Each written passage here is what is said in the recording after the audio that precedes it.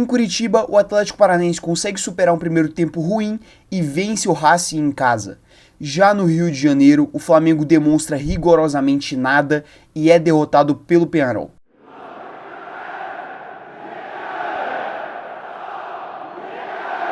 Bem, meus amigos, 2 jogos aqui para analisar hoje, né? Então vocês já sabem muito bem como é o esquema. Vamos direto para as escalações de Atlético Paranaense e Racing.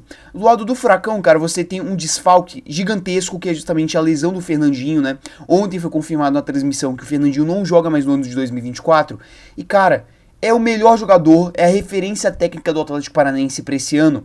E você perder esse cara no meio da temporada, ainda mais uma temporada que o Atlético Paranaense vem sofrendo muito, não vem jogando bem. Ontem, o primeiro tempo é uma demonstração disso. Então, é um peso muito grande realmente esse desfalque. Só que o time conseguiu se reinventar ontem. E aí veio com o Mikael no gol, né? Cara, superou o Léo Link na briga pela titularidade depois da saída do Bento e fez uma boa partida ontem. Eric na lateral direita, Kaique Rocha e Thiago Heleno na zaga e Fernando na lateral esquerda. Na volância, Gabriel, aquele ex-Corinthians e Internacional, e Christian. Ali na faixa mais no meio de campo, a gente tem o Canóbio, que fez uma excelentíssima partida. Não se engane pela nota aqui do SofaScore. Cara, que partida boa do Canóbio. Basicamente toda a criação do Atlético Paranaense passava por ele. Zapelli, que acabou saindo lesionado logo no início da partida, né? Sentiu o joelho, né? Teve uma entorse ali por conta muito de um escorregão devido ao gramado sintético. E a gente sabe muito bem que a grama sintética tem desses problemas. E aí acabou que entrou o moleque com uma estrela absurda, que foi o João Cruz, que acabou decidindo a partida, mas eu ainda vou falar disso. E o Coelho na ponta direita. E no ataque, Gonzalo Mastriani. Já do lado do Racing, você tinha um time que ele vinha um pouquinho pressionado, né? O técnico Gustavo Costas, né? Embora venha fazendo um bom trabalho até no Racing, ele vinha muito pressionado, o time não vinha desempenhando, por exemplo, no campeonato argentino, que para os argentinos realmente é um peso muito grande, só que o time ele conseguiu um respiro no último fim de semana, vencendo de virada o Boca Juniors. E aí vinha para essa partida aqui com o Gabriel Arias, que fez um bom segundo tempo principalmente, né? Um trio de zaga com César, Sosa e Queiroz, aí você tinha mais uns alas, né, com o Martirena e o Mura, um meio de campo mais robusto com Nardoni e Almendra, e você tinha mais um trio de ataque com o meio campista, tal, com o Quinteiro, o Salas e lá na frente o atacante Martínez. Cara, esse primeiro tempo aqui ele já começa de um jeito que eu pelo menos esperava. O Racing, que pratica um bom futebol durante todo esse ano e principalmente nessa Sul-Americana, né, é o time com a melhor campanha, dominando, tendo a posse de bola e conseguindo criar chances. Só que o que pesou muito pro Racing foi realmente, cara, não conseguir finalizar bem. E nas poucas chances que finalizou, ou finalizava pra fora, ou finalizava de uma forma muito tranquila pro Mikael conseguir defender. E do lado do Atlético, cara, você tinha um time muito nervoso, que não vem fazendo uma boa temporada e vem num momento terrível praticamente, né? Cara, o Atlético ele não conseguia marcar direito esse Racing, um Racing que fazia triangulações, toque de bola, bolas enfiadas. E o Atlético Paranaense dando muito espaço, sofrendo, basicamente não conseguindo segurar esse ímpeto do Racing. E aí, num dos poucos momentos realmente de lucidez do Atlético Paranaense, você teve o Canóbio pegando essa bola na ponta esquerda, fazendo uma boa jogada e tocando pro meio. Pro João Cruz, cara, que pegou uma bola assim, toda mascada do Canóbio, que conseguiu fazer a jogada aos trancos e barrancos. E o moleque ele meteu um voleio maravilhoso pra fazer o gol e abrir o placar para o Atlético Paranaense. E aí aquele time do Atlético que tava muito nervoso nesse primeiro tempo, que não tava conseguindo marcar o Racing, faz esse gol para dar meio que esse alívio. E aí o Atlético ele começa a entrar mais na partida, né? Afinal agora você tem essa tranquilidade do 1-0 no placar. E o Racing, ele sentiu muito esse gol, porque além de você pressionar o jogo inteiro, fazer essa pressão, você criar chances, só que não conseguir finalizar e nem fazer o gol, acabou que você levar o gol logo depois desse roteiro, né, de um primeiro tempo de completo domínio do Racing, pesou muito no psicológico dos jogadores argentinos. E aí o primeiro tempo ele termina nesse cenário de um Atlético melhorando na partida e um Racing em queda. E o segundo tempo ele continua basicamente com esse mesmo cenário, um Atlético Paranaense muito ligado na partida, né, vinha melhorando a cada minuto que passava, e um Racing, cara, que vinha decaindo, seja pelo mental mesmo, né, ou principalmente pela parte física. Cara, é um time que jogou muito em cima, né, um futebol muito intenso durante praticamente 60 minutos de jogo, e eventualmente viria a sentir realmente a partida. O físico ele começou a chegar pro Racing, e o time ele começou a criar menos jogadas, e do lado do Atlético Paranaense, você tinha um time que melhorava a cada minuto, e conseguir finalizar mais e dar trabalho pro goleiro Gabriel Arias. E aí, cara, você tem realmente melhores chances do Atlético Paranaense, você tem uma finalização no finalzinho do jogo do Pablo, que por muito pouco e por um grande mérito do goleiro do Racing, não foi gol e daria uma vantagem ainda maior para o Atlético Paranaense. E realmente do lado argentino, o Racing não conseguia mais se criar. toda aquela pressão e o bom futebol do Racing, ele morreu a partir dos 70 minutos praticamente, né? O time ele ainda conseguia chegar hora ou outra, só que finalizando de longe, sem muito perigo, e essas finalizações realmente só consagravam o Mikael, porque não eram lá muito complicadas. E o jogo ele termina nesse cenário. Um Racing que ele foi melhor, talvez por 60 minutos de jogo, vamos colocar assim, só que pecou na hora de finalizar. Não conseguiu fazer o gol. Teve essa superioridade de jogadas, de posse, só que o mais importante não conseguiu fazer. E você tem do outro lado um Atlético Paranaense muito nervoso, muito ruim, principalmente no primeiro tempo, que consegue achar um gol com um moleque, uma jogada individual maravilhosa do Canóbio, e depois começa a melhorar no jogo, tem uma tranquilidade maior, começa a mandar realmente na partida, tendo a posse, e teve realmente chances de ampliar esse placar, só que acabou não fazendo. De futuro realmente, né, pré esse confronto aqui, eu vejo um Atlético Paranaense, cara, que consegue essa vitória importantíssima. Gente, o Atlético Paranaense vive de um momento terrível na temporada, não vem desempenhando, assim, desde a saída do Cuca, o time só vem de mal a pior, o Varini, ele também não colabora pra isso, você tem um elenco mais ou menos rachado, como por exemplo o afastamento do Nicão, então você tem um time que ele vem oscilando muito no ano do seu centenário. No ano que supostamente era para ser um ano de grandes conquistas, né, que o time iria brigar lá em cima para realmente coroar esse ano de comemoração, né? Afinal, não é todo dia como instituição faz 100 anos, né? Então esse ano é muito pesado para o Atlético Paranaense e o time não vem conseguindo desempenhar. Então essa vitória em casa, se superando, conseguindo realmente suportar a pressão do Racing e depois fazer um gol, ela engrandece bastante, dá uma tranquilidade um pouquinho maior no placar agregado. Só que o torcedor do Atlético Paranaense não pode se enganar e pensar que agora vai ficar tudo tranquilo pro jogo da volta. Porque, gente, esse Racing, ele é um time complicadíssimo e muito bem treinado. Eu não sei, né, como vai ficar essa questão da crise, porque pelo jeito o técnico ele tá balançando. Só que essa volta, ainda mais no cilindro, cara, vai ser muito complicado. É um time que sabe tirar um grande proveito do fator casa. Eu tenho certeza que esse jogo da volta vai ser complicadíssimo para o Atlético Paranaense, ainda mais pela vantagem a ser curta. Não me leve a mal, ter essa vantagem ela é importante, só que só 1-0 vai ficar ainda complicado de você conseguir realmente passar com tranquilidade. E ainda você tem, por exemplo, a baixa do Fernandinho, que é gigantesca, você perde uma referência tanto de liderança mesmo. Então eu vejo o Atlético Paranaense sofrendo no cilindro. Eu vejo que o time ele tem capacidade de se classificar. Mas, gente, se o Racing passar, não vai ser surpresa nenhuma. Eu ainda acho que o confronto ele ainda pende pro lado do Racing. Se o time ele conseguir ter um volume de jogo semelhante que ele teve no jogo de ontem na Arena da Baixada e dessa vez converter as chances, o Atlético Paranaense ele vai acabar eliminado. Só que, por hora, pode comemorar. Foi um bom jogo, né, depois que o Atlético conseguiu fazer o gol. Existe uma luz no fim do túnel, né, pra esse ano centenário do Atlético Paranaense terminar feliz como conquista de Sul-Americana. Só que tem que abrir o olho, porque esse jogo da volta vai ser complicadíssimo. Agora, né, realmente o grande entretenimento da última noite de quinta-feira. Flamengo e Peñarol no Maracanã. Cara, assim, uma atuação terrível do Flamengo, o Tite mal desde antes do jogo, né, já partindo da escalação realmente o Tite ele foi muito mal, e do outro lado você tem um Peñarol muito bem treinado pelo Diego Aguirre, que conseguiu realmente cumprir tudo aquilo que foi planejado quando o time ele foi pro Maracanã. Mas eu ainda vou falar mais ainda desse trabalho do Peñarol de acordo com a análise. Por agora, vamos para as escalações. O Flamengo, ele contou com as voltas, né, por exemplo, do De La Cruz, que, cara, é uma volta importantíssima para esse time do Flamengo, só que em contrapartida você teve um Tite que ele pipocou e estragou muito essa escalação do Flamengo.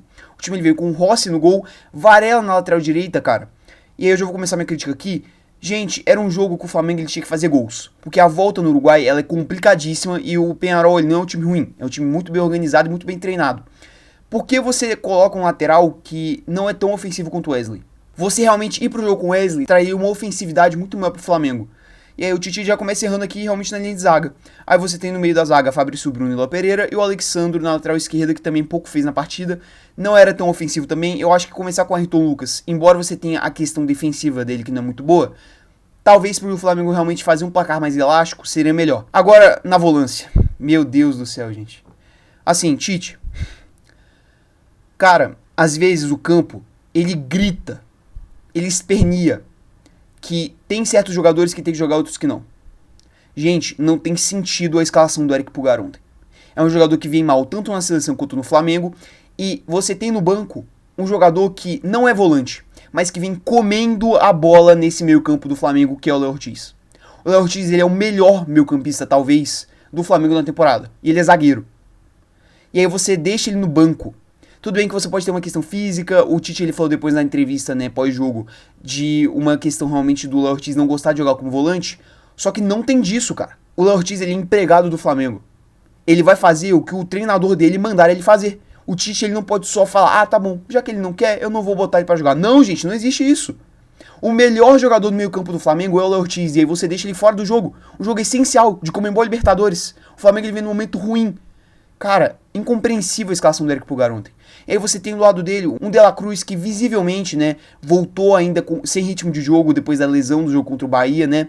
É um jogador que ontem não foi tão bem, só que você nem pode cobrar tanto dele porque, cara, tá voltando de lesão. No meio de campo você tem o Gonzalo Plata, que fez um jogo interessante contra o Vasco e ontem acabou também não rendendo. A Arrascaeta, que não vem fazendo o melhor dos seus anos. E o Gerson mais na ponta direita e no ataque o Bruno Henrique. Já do lado do Peñarol, você tem um time muito bem treinado, realmente, como eu já falei na introdução, pelo Diego Aguirre, né, treinador que tem passagem aqui no futebol brasileiro, pelo São Paulo e também pelo Internacional, por exemplo. E, cara, você tem um time que ele vem com duas linhas de 4, embora aqui no SofaScore apareça, né, um 4-2-3-1, mas um time que ele veio montado para o contra-ataque. Duas linhas de 4 muito bem postadas, que conseguiam fechar os espaços do Flamengo e, mais importante ainda, marcando o receptor da bola. E, cara, isso complicou muito a construção do Flamengo, que errava muitos passes. E aí você tem um time com o Washington Aguirre, o goleiro, que, cara, fez uma excelente partida. E uma curiosidade, ano passado ele era o terceiro reserva do América Mineiro. Cara, essa inversão, né, realmente, do futebol sul-americano é muito bizarra. O terceiro reserva do América Mineiro, que terminou rebaixado, ontem só não pegou pensamento contra o Flamengo. Na linha de zaga você tinha o Pedro Milans, Javier Mendes, Guzmán Rodrigues e Maximiliano Oliveira. No meio de campo, Damian Garcia e Eduardo Darias. Mais à frente você tinha realmente o Jaime Bess, Leonardo Fernandes, cara, que é realmente o único respiro técnico do Peñarol aqui nesse time, né? É o único cara que realmente tem aquela técnica mais apurada, é o jogador camisa 8, né? Aquele esquerdinha, o construtor de jogadas, que inclusive tem passagem pelo Fluminense aqui no nosso futebol brasileiro. E mais na ponta direita o Javier Cabreira, um jogador que puxou muitos contra-ataques ontem e foi muito bem na partida. E no ataque mesmo, Maximiliano Silveira. Cara, o jogo ele começa nesse cenário realmente do Flamengo ele tendo essa posse de bola, partindo pra cima do Peñarol, e o Peñarol muito bem fechadinho com as suas duas linhas de 4, marcando muito bem os passos do Flamengo. E o Flamengo que tinha essa posse, muito semelhante, por exemplo, ao jogo do Bahia e o do Vasco, ele tentava construir jogadas. Só que, cara, ou você errava muito passe, ou eram jogadas individuais que realmente não davam certo, ou o Flamengo ele esbarrava no seu maior problema pro resto da temporada. A falta de um 9 de referência. Gente, o Flamengo ele continua jogando como se o 9 dele, como se o jogador referência no ataque, fosse o Pedro. E aí você tem o Bruno Henrique, que é um atacante que na verdade é um ponta, que é muito mais de mobilidade, tendo que jogar como um 9 de área, aquele 9 alto realmente, né, que domina a bola no peito, faz a parede. E visivelmente isso não dá certo, cara. O Tite ele não tem o mínimo planejamento ofensivo pro Flamengo para contornar essa lesão do Pedro. E é inacreditável como isso, cara, tá persistindo nos últimos jogos. O Flamengo, ele tem essa posse de bola, só que ele não consegue criar nenhuma chance clara. E o Peñarol, do outro lado, vem se defendendo muito bem, e quando teve a oportunidade, saiu no contra-ataque de manual. Você tem o Pulgar, ele errando um passe ali mais na parte ofensiva, e aí você tem o Léo Fernandes, né, pegando essa bola, e puxa esse contra-ataque realmente de manual do Peñarol, muito bem treinado, é visivelmente uma jogada trabalhada em treino do Diego Aguirre, e o Flamengo, cara, ele não teve a noção de perceber, tá bom, a gente tá tomando um contra-ataque de manual, um contra-ataque treinado. Esses caras, eles sabem o que eles têm que fazer. Vamos fazer a falta pra parar essa jogada? Não. O Fabrício Bruno não fez falta, o Léo Pereira não fez falta, o Pulgar não fez falta, o De La Cruz não fez falta, o Varela não fez falta. Gente, é uma falta de compreensão realmente do jogo, inacreditável do do Flamengo. E aí você tem essa bola vindo aqui pela ponta esquerda, a inversão para a ponta direita e posteriormente o cruzamento pro Javier Cabreira, que ainda finalizou mal pra caramba, mas contou com a sorte, né, realmente a bola bate na trave e acaba matando o Rossi. E o Peñarol foi uma vez para o ataque, se defendendo muito bem na partida, marcação realmente ferrenha, e na única chance que teve, foi lá e fez o gol. E do lado do Flamengo, cara, um prejuízo inimaginável. Porque, cara, a volta, ela já vai ser extremamente perigosa, extremamente complicada, num estádio que realmente vai virar um caldeirão pro Peñarol. E aí você toma esse 1-0, que se você não reverte esse placar, cara, pode ser mortal. E aí, cara, você tem, no finalzinho desse primeiro tempo, realmente uma melhora do Flamengo. O time ele começou a acertar realmente os cruzamentos, os passes, você teve chance com o Plata, com o Bruno Henrique, com o Arrascaeta de longe. Só que ou eram chutes que consagravam o Aguirre, ou eram cabeçadas que passavam muito perto. Por exemplo, essa do Plata bateu na trave. Só que o time não conseguia aquela finalização incisiva, não conseguia construir uma jogada realmente matadora para empatar a partida. E aí você tem esse final de primeiro tempo, com o Flamengo tendo mais de 80% de posse de bola, conseguindo criar jogadas, mas errando muitos passes, não conseguindo finalizar bem, só veio realmente a finalizar no gol no finalzinho do primeiro tempo. E do outro lado você tem um Peñarol que, cara, cumpriu a estratégia que ele foi pro Maracanã pra realmente realizar. 2 linhas de 4, bem postadas, marcando a recepção da bola. Isso aí complicou muito o Flamengo, que errava muitos passes, muito por conta disso. O Peñarol, cara, ele não marcava quem dava o passe, ele marcava o receptor. E o receptor do Flamengo bobeava e perdia a bola. E aí, cara, o Peñarol ele conseguiu sair muitos contra-ataques justamente por conta dessa estratégia. E o principal contra-ataque realmente foi lá e fez o gol. Então, cara, partida assim, perfeita do Peñarol nesse primeiro tempo. E do outro lado do Flamengo, cara, uma partida terrível. E, cara, no segundo tempo, sendo bem sincero, o Flamengo ele não apresentou rigorosamente mais nada. Era mais do mesmo, o time ele tentando construir, só que não conseguindo finalizar com perigo. Muitos cruzamentos paravam no Aguirre, né, o goleiro do Peñarol, que ia se consagrando e aí já começava a fazer aquela cerazinha padrão, mas, gente, todo time faz cera, o Flamengo fez cera contra o Bolívar, por exemplo, na altitude.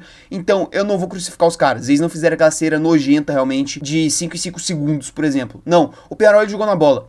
E o Peñarol, cara, teve até mais chance nesse segundo tempo. Cara, você tinha momentos que a zaga do Flamengo, ela simplesmente dormia, e aí você tinha o jogador do Peñarol saindo para um bom contra-ataque e acabava finalizando, só que errava o alvo. E o Tite, cara, ele também demorou muito pra mexer, como eu disse, a partida do Tite ontem foi tenebrosa. Botou o Wesley finalmente no lugar do Varela só aos 45 minutos, quando, por exemplo, na metade do primeiro tempo você já podia ter realmente colocado o Wesley, porque, cara, o Varela não ia mudar rigorosamente nada. O Pulgar, que fazia uma partida terrível, só sai depois de levar um amarelo, e ainda assim não entra o Léo Ortiz, entra o Alcaraz, que foi meio a partida dele, né? Uma partida meio amarga, realmente não conseguiu ajudar muito o time. Aí depois você tem o Alexandre, que tava terrível na marcação, completamente exausto, saindo e entrando o Ayrton Lucas. Aí você também teve a entrada do Carlinhos e aos 70 minutos você coloca o Léo Ortiz. E o Léo Ortiz, cara, ele foi o melhor jogador do Flamengo nesses 20 minutos praticamente. Talvez o melhor jogador do Flamengo na partida. Cara, ele entrou e já começou a dar passes importantes. E aí, novamente, você vê a demora do Tite pra realmente colocar o Léo Ortiz, cara, inacreditável. E também, pô, gente, com total respeito ao ser humano Carlinhos, mas é um jogador muito abaixo. Não tem nível pra estar disputando uma Conmebol Libertadores. Não tem nível pra estar no Flamengo, gente. Pô, desculpa, tem um lance ali depois de um chute do Bruno Henrique que ele tenta fazer uma puxeta terrível, ele erra a bola, isola na pequena área. Gente, desculpa, mas não dá. Não é do nível do Flamengo. É um jogador muito abaixo realmente, que veio depois de um Campeonato Carioca bom, Campeonato Carioca que nem deveria ser parâmetro pra nada, principalmente pra um Flamengo da vida. Gente, o Flamengo ele tá enfrentando Madureira, Nova Iguaçu, Bangu. E aí você tem um Flamengo contratando o atacante do Nova Iguaçu depois de fazer um bom campeonato carioca pra ajudar na temporada? É sério que alguém achou que isso aqui ia dar certo? E aí o jogo ele termina com esse cenário. O Peñarol, cara, fez o que ele realmente queria fazer, se defendeu muito bem, saiu nos contra-ataques quando podia e no melhor contra-ataque que teve, fez um contra-ataque de manual perfeito e fez o gol. Um time muito bem treinado pelo Diego Aguirre, que, cara, vai dar muito trabalho nessa volta. E do lado do Flamengo, você tem um time que apresentou rigorosamente nada. Um trabalho que foge muito do padrão Tite de qualidade. O Tite geralmente monta o time com uma defesa segura, que tem um bom meio campo e consegue criar chances de ataque, e quando cria realmente essa chance, marca o gol. E o Flamengo ele tem uma defesa extremamente frágil, um meio campo terrível, que não consegue criar nada realmente de bom, e um ataque pior ainda. Um ataque que dependia exclusivamente do Pedro e que agora que o Pedro ele tá fora do resto da temporada, não sabe o que fazer. Você tem um Carlinhos, cara, que tecnicamente é muito ruim. É um jogador que realmente se assemelha ao estilo de jogo do Pedro. Só que tecnicamente é um abismo de diferença. E você tem no banco um Gabigol mal, que é infinitamente melhor do que o Carlinhos, na minha opinião. Só que o Tite, ele tem um bloqueio e não consegue mudar esse estilo de jogo do Flamengo. Não consegue treinar o time pra jogar com um atacante diferente. E aí termina com essa derrota que tem um peso gigantesco pro jogo da volta. Assim, eu falei no meu vídeo de previsões da Libertadores que o Flamengo ele tinha que abrir o olho, porque esse time do Peñarol ele era bem treinado e poderia aprontar pra cima do Flamengo. Se não fizesse um placar bom, um 2-0, no jogo de ida no Maracanã, iria se complicar no jogo da volta. E cara, o Flamengo ele me surpreendeu conseguindo fazer algo pior. Teve um desempenho patético com o Tite errando muito e sai com prejuízo de um gol. Sendo bem sincero, eu não sei nem se esse jogo aqui ele pode ser considerado uma zebra depois do futebol apresentado ontem. Mas em diferença de elenco realmente, cara, acaba sendo uma zebra, porque o Flamengo ele tem um investimento muito maior e a carta dos inúmeros desfalques não pode ser usada aqui, cara. É uma diferença de elenco gritante, só que o trabalho ele prevalece. E o trabalho do Diego Aguirre, ele é muito melhor e fez valer ontem, né? A gente realmente viu um Peñarol que tinha uma ideia de jogo e que jogava um futebol muito melhor. Você não pode nunca subestimar um pentacampeão de Libertadores. Ainda mais quando ele é bem treinado e é um time chato e já mostrou isso na fase de grupos contra o Atlético Mineiro. É um time que tem 2, 3 jogadores realmente de qualidade. Um bom goleiro, um bom meio-campista e talvez um ponta que realmente ajuda muito o time. E cara, isso aí, juntamente com outros 9 operários realmente, né, marcando muito bem, contribuindo para o estilo de jogo, se mostrou ser melhor do que você ter um elenco estrelado e muito mal treinado. E para essa volta eu acho que o Flamengo ele vai passar um aperto desgraçado e na minha opinião, o Peñarol agora ele se torna favorito para se classificar e eu acho que vai se classificar. Porque pro Flamengo ele fazer 2 gols no Uruguai vai ser complicadíssimo. Ainda mais se continuar com esse futebol patético. Isso aí tem que ser dito, cara. O trabalho do Tite, eu vinha defendendo que pelo fato de estar vivo nas 3 competições, o futebol abaixo do esperado era até que defensável. Só que agora, cara, realmente você não tem muito o que fazer. O time, como eu falei no decorrer desse vídeo, ele não tem uma defesa sólida, o que é padrão Tite de qualidade, ele não tem um meio campo que consegue criar jogadas, o que é um padrão Tite de qualidade, e tem um ataque inerte que, sem o Pedro, não sabe o que fazer. Então, cara, o Flamengo, ele pode muito bem perder praticamente a temporada nesse mês de setembro/outubro. Eu não vejo o Tite ele conseguindo reverter esse desempenho péssimo do Flamengo para a próxima quinta-feira. E para classificar na Libertadores vai ser muito complicado. E, cara, para conquistar um título, se continuar com esse futebol aqui, pelo resto do ano, vai ser muito complicado. Realmente, esse trabalho do Tite ele é muito decepcionante. Então, no mais é isso. Você tem de um lado o Atlético Paranaense que consegue um resultado positivo, só que na volta ainda vai ter que comer muito arroz com feijão para conseguir classificar. E do outro lado você tem um Peñarol que tem um trabalho melhor do que o do Flamengo, tem um futebol melhor do que o do Flamengo e fez isso valer e acabou vencendo o rubro-negro fora de casa. E como eu disse, pro Flamengo reverter esse resultado aqui, vai ser muito complicado e, sendo bem sincero, com esse futebol, eu não vejo o Flamengo revertendo. Se você puder deixar o seu like, a sua inscrição e ativar o sininho para receber mais vídeos aqui do canal, eu agradeceria bastante. No mais é isso, e até o vídeo de amanhã.